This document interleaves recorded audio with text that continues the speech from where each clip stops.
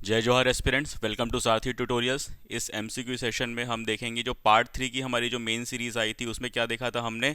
रत्नदेव द्वितीय से लेके जाजल्यदेव द्वितीय तक देखा था, उसी के ही हम क्वेश्चंस इस एमसीक्यू डिस्कशन लेक्चर में देखेंगे। ठीक है, तो शुरू करते हैं। फर्स्ट क्वेश्चन आपका है कि 36 विधाओं का ज्ञाता किसे कहा गया है, किस कलचुरी शासक को कहा गया है। तो हमको पहली बात तो 36 विधाओं का ज्ञाता कहा गया है, ये तो समझ में आता है, हमारा रत्नदेव द्वितीय को कहा गया है। ठीक है, पर किस अभिलेख या किस ताम्रपत्र से हमको ये जानकारी प्राप्त होती है, तो इनके ही जो वंशज आएंगे पृथ्वीदेव द्वितीय का जो कोनी अभिलेख है उससे हमको ये जानकारी प्राप्त होती है कि रत्नदेव द्वितीय को कला साहित्य गीत संगीत इत्यादि में विशेष रुचि थी सॉरी, और स्वयं भी 36 विधाओं के वे ज्ञाता थे। ठीक है, तो 36 विधाओं के ज्ञाता हो गए आपके रत्नदेव द्वितीय। दूसरा क्वेश्चन है पद्मनाभ नामक ज्योतिषाचार्य। ज्योतिषाचार्य होने के साथ साथ ये खगोल शास्त्री भी थे। ठीक है, खगोल शास्त्री ये मुख्य रूप से आपके चंद्र ग्रहण इत्यादि की गणना किए करते थे। ठीक है, तो पद्मनाभ को आश्रय या संरक्षण किस शासक ने दिया था? संरक्षण दिया था आपके रत्नदेव द्वितीय ने। और ये जानकारी कहाँ से प्राप्त होती है? इनके मुख्य रूप से 4 अभिलेख प्राप्त होते हैं, अकलतरा, शिवरी नारायण, सरखों और पारागांव। तो पारागांव अभिलेख से हमको जानकारी प्राप्त होती है कि पद्मनाभ को रत्नदेव द्वितीय ने संरक्षण दिया था तथा इन्हीं को बोडला नवा नामक ग्राम दान में दिया था। ठीक है, नेक्स्ट क्वेश्चन आपका है कि बाणवंशी शासक विक्रमादित्य द्वारा निर्मित पाली के शिव मंदिर का जीर्णोद्धार किस कलचुरी शासक द्वारा किया गया था? ठीक है, तो ये कहाँ बनाया गया था आपका? विक्रमादित्य का पाली का शिव मंदिर पाली में बना था। ठीक है, और शिव मंदिर है, इसका जीर्णोद्धार कराएंगे आपके जाजल्यदेव प्रथम, इसका जीर्णोद्धार कराएंगे। ठीक है, पूरे कलचुरी वंश में अगर जीर्णोद्धार से संबंधित मैं बोलूँ ना तो 3 सबसे ज़्यादा इंपॉर्टेंट तथ्य बनते हैं। एक पाली का शिव मंदिर, दूसरा आपका राजीव लोचन मंदिर, तीसरा आपका लक्ष्मणेश्वर मंदिर खरौद। ये तीनों क्वेश्चंस मैं क्वेश्चंस के फॉर्म में तीनों आपको डाल दिया हूँ, देखते चलते हैं। राजीव लोचन मंदिर का जीर्णोद्धार किसने कराया था? राजीव लोचन मंदिर का निर्माण किसने कराया था? विलास तुंग ने। जीर्णोद्धार कराएंगे, देखिए इस शासकों की सीरीज क्या है? आरपीजे हमारी सीरीज है। रत्नदेव प्रथम, पृथ्वीदेव द्वितीय, जाजल्यदेव। जीर्णोद्धार के लिए आप पकड़ लीजिए उल्टा, तीसरा, दूसरा और पहला। ठीक है, रत्नदेव तृतीय कराएंगे। ठीक है, तो मतलब जीर्णोद्धार कराएंगे रत्नदेव तृतीय और पृथ्वीदेव द्वितीय और जाजल्यदेव प्रथम। जाजल्यदेव प्रथम का हमने देख लिया, क्या? पाली का शिव मंदिर। पृथ्वीदेव द्वितीय जीर्णोद्धार कराएंगे आप किसका? राजीव लोचन मंदिर का। तो ये हो जाएगा। वास्तव में इस राजीव लोचन मंदिर का जीर्णोद्धार कराएंगे आपके पृथ्वीदेव द्वितीय के सेनापति जगतपाल, वो जीर्णोद्धार कराएंगे, और उसके ही सामने एक रामचंद्र मंदिर का भी निर्माण कराते हैं जगतपाल। लेकिन किसके शासनकाल में हुआ? पृथ्वीदेव द्वितीय के शासनकाल में। अब इसी जीर्णोद्धार में तीसरा क्वेश्चन देख लेते हैं कि लक्ष्मणेश्वर मंदिर खरौद, ठीक है, का जीर्णोद्धार किसने कराया था? निर्माण किसने कराया था? आपका निर्माण कराया था सोमवंशी शासक इंद्रबल के जो पुत्र थे ईशान देव ने इसका निर्माण कराया था। उसके बाद रत्नदेव तृतीय के शासनकाल में गंगाधर राव इसका जीर्णोद्धार कराएंगे। रत्नदेव तृतीय के ही शासनकाल में भीषण अकाल पड़ता है और दुर्भिक्ष की स्थिति हो जाती है। ठीक है, और गंगाधर राव को प्रधानमंत्री नियुक्त करते हैं और यही गंगाधर राव इस लक्ष्मणेश्वर मंदिर खरौद का जीर्णोद्धार कराएंगे। ठीक है, नेक्स्ट क्वेश्चन है गंगवंशी शासक अनंतवर्मन चोडगंग। अनंतवर्मन चोडगंग को किस कलचुरी शासक ने पराजित किया था? होता क्या है, पूरी स्टोरी आप पकड़ के चलो। तो जाजल्यदेव प्रथम ने एक प्रतापी शासक थे, उसके बाद ट्रांजिशन आता है, रत्नदेव द्वितीय आते हैं। ठीक है, तो यहाँ पे सबको अपॉर्चुनिटी लगता है कि नया राजा आया है तो कमजोर होगा, अटैक करो और जीत लो, लेकिन ऐसा होता नहीं है। अनंतवर्मन चोडगंग अटैक करते हैं रत्नदेव द्वितीय के शासनकाल में, लेकिन ये आक्रमण असफल होता है और रत्नदेव द्वितीय जीतते हैं और अपने साम्राज्य की सुरक्षा करने में सक्षम हो पाते हैं। ठीक है, नेक्स्ट क्वेश्चन देखते हैं हम कि नरसिंहनाथ मंदिर का निर्माण किसने कराया। नरसिंहनाथ मंदिर निर्माण कार्य ये होगा, ब्रह्मदेव द्वारा निर्माण कार्य होगा। और ब्रह्मदेव किसके पदाधिकारी रहेंगे? ब्रह्मदेव पदाधिकारी रहेंगे पृथ्वीदेव द्वितीय के शासनकाल में ब्रह्मदेव रहेंगे। यही ब्रह्मदेव आपका धुर्जरी मंदिर का भी निर्माण कराएंगे और डूमर महल का भी निर्माण कराएंगे। और ये नरसिंहनाथ मंदिर संबलपुर उड़ीसा में स्थित है ना। ठीक है, तो ब्रह्मदेव इसका निर्माण कराएंगे और पृथ्वीदेव द्वितीय के शासनकाल में इसका निर्माण होगा। नेक्स्ट क्वेश्चन है आपका, चंद्रचूड़ मंदिर शिवरी नारायण का निर्माण किसने करवाया था? किसने करवाया था? तो यहाँ पे देखें, अल्हड़ देव, जगपाल देव, ब्रह्मदेव, रत्नदेव प्रथम। ठीक है, रत्नदेव प्रथम तो बिल्कुल ही नहीं है। ब्रह्मदेव के लिए मैंने आपको बताया कि धुर्जरी, डूमर और आपका नरसिंहनाथ, तो ये भी नहीं हो गया। जगपाल देव भी हमने देखा कि जगपाल ने एक तो आपके विलास तुंग द्वारा निर्मित राजीव लोचन मंदिर का जीर्णोद्धार कराएंगे, वहीं रामचंद्र मंदिर का निर्माण कराएंगे और जगतपाल नगर का स्थापना करेंगे, तो ये भी नहीं हो गया। अल्हड़ देव इस चंद्रचूड़ मंदिर का निर्माण कराएंगे। अल्हड़ देव कौन होते हैं? ये जाजल्य देव द्वितीय के सेनापति हैं। जब जो त्रिपुरी शाखा के जयसिंह देव आक्रमण करते हैं तो वो जाजल्य देव द्वितीय की सेना का नेतृत्व करते हैं अल्हड़ देव। ठीक है, नेक्स्ट क्वेश्चन है, निम्नलिखित में से कौन सी जोड़ी सुमेलित नहीं है? आया हुआ क्वेश्चन है, जैसे कि आप देख रहे हैं आप। ठीक है, एज इट इज मैंने क्वेश्चन बिल्कुल वैसे ही लिखा हुआ है। ठीक है, तो ये मत होना कि कैसे लिखा है, किस तरह से पूछा है। ठीक है, पहला ऑप्शन है आपका कि पृथ्वी देवेश्वर मंदिर। ठीक है, तुम्बाड़, पृथ्वी देवेश्वर मंदिर तुम्बाड़, इसका निर्माण पृथ्वीदेव प्रथम ने कराया था। सही है, ये ऑप्शन सही लग रहा है हमको।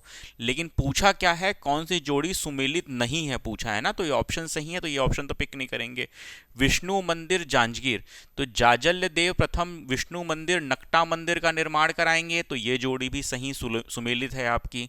लक्ष्मण मंदिर खरौद, लक्ष्मण मंदिर खरौद का जीर्णोद्धार कराते हैं रत्नदेव तृतीय के शासनकाल में गंगाधर राव, तो ये भी सही है, अभी मैंने बताया आपको। ठीक है, चौथा आपका ऑप्शन है कि शिव मंदिर पाली रत्नदेव द्वितीय।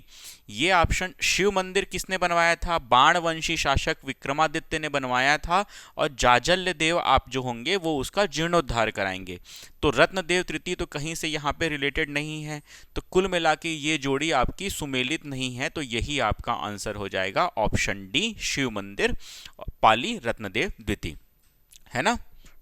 नेक्स्ट क्वेश्चन है, निम्नलिखित में से किसने कलचुरी राजवंश की स्थापना की थी? अब ये क्वेश्चन फिर से आपको लगेगा कैसा अजीब सा क्वेश्चन है। कलचुरी राजवंश की स्थापना किसने की थी? हम पढ़ते हैं कलचुरी राजवंश के आदि पुरुष हुए आपके कृष्णराज और वामराज देव ने कलचुरी वंश की स्थापना की, और छत्तीसगढ़ में स्थापना की थी कलिंग राज ने 1000 ईस्वी में। लेकिन यहाँ पे जो आंसर लिया गया है आयोग द्वारा वो है कोकल्य देव प्रथम। क्यों, मैं आपको एक्सप्लेन करने का प्रयास करता हूं।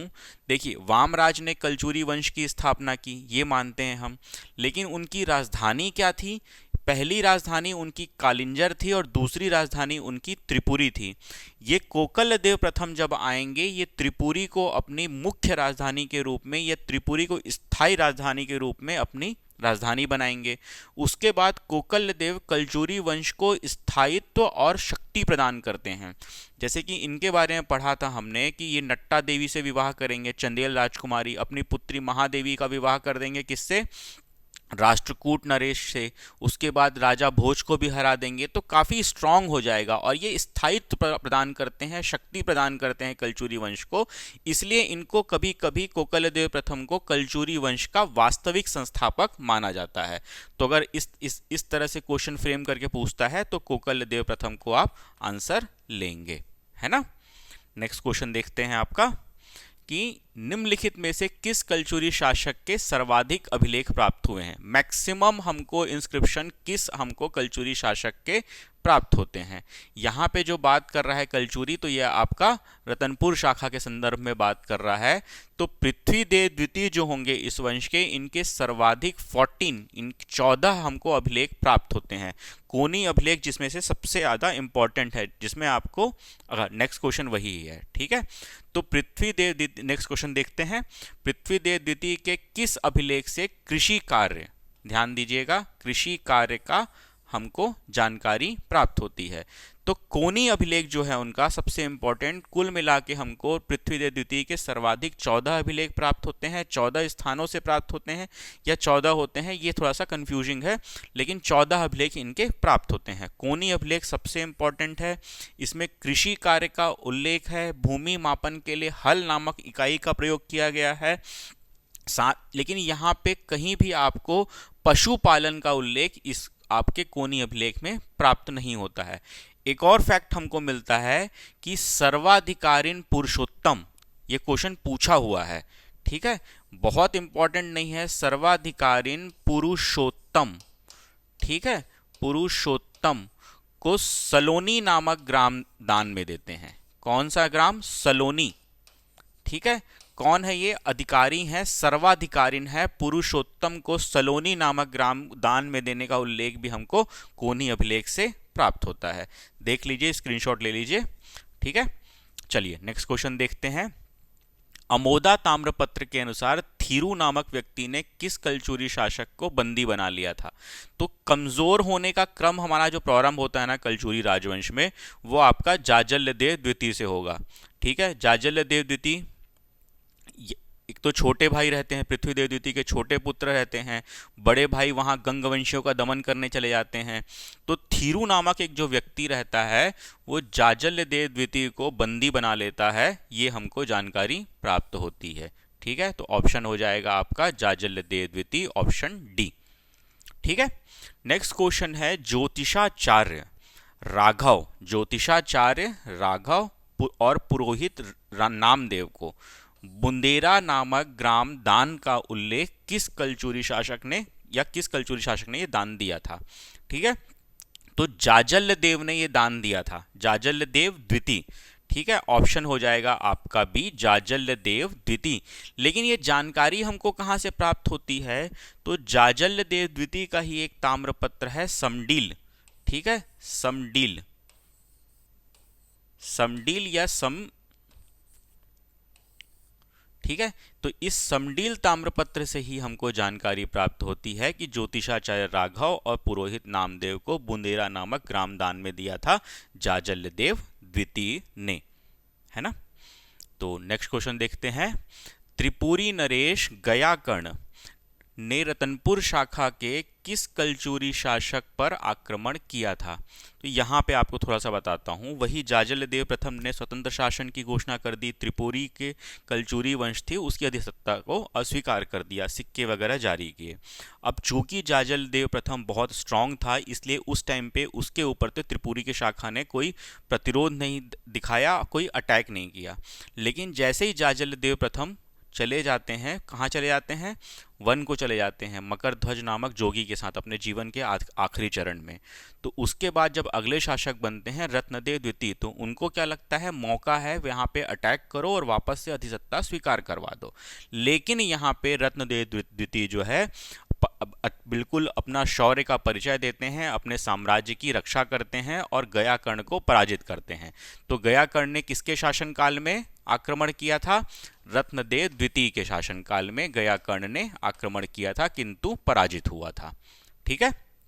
नेक्स्ट क्वेश्चन है, त्रिपुरी के कलचुरी शासक, फिर से वही क्वेश्चन है आपका, कलचुरी शासक जयसिंह, जयसिंह ने किस कलचुरी शासक पर आक्रमण किया था? तो जयसिंह जब आप आक्रमण करेंगे तब शासक रहेंगे आपके जाजल्यदेव द्वितीय। ध्यान रखिएगा कौन किस टाइम पे आक्रमण कर रहा है, एकदम ध्यान रखिएगा, सीधे क्वेश्चन पूछ सकता है, ठीक है।